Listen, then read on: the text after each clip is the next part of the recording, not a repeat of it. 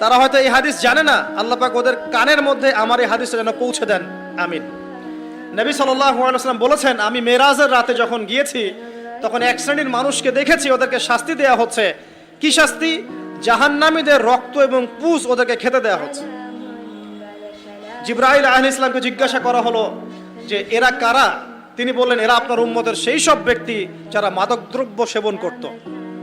আল্লাহ রাব্বুল আলামিন তার হাবিবের মাধ্যমে জানিয়েছেন, যখন কোনো মুসলিম মাদক সেবন করে বা কোনো ব্যক্তি মাদক সেবন করে তখন 40 দিন তার নামাজ কবুল হয় না। এরপর যদি সে তওবা করে তাহলে আল্লাহ পাক তার তওবা কবুল করবেন ইনশাআল্লাহ। যদি সে আবারও মাদক খায় তওবা করার পর, আবার 40 দিন তার নামাজ কবুল হবে না।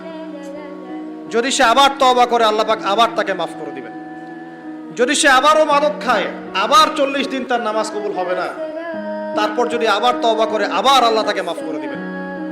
এরপরেও যদি সে আবার মাদক দ্রব্য সেবন করে, নবী সাল্লাল্লাহু আলাইহি ওয়াসাল্লাম বলছেন তাকে আল্লাহ রাব্বুল আলামিন পরকালে মৃত্যুর পরে তিনাতুল খাবাল পান করাবেন। তিনাতুল খাবাল।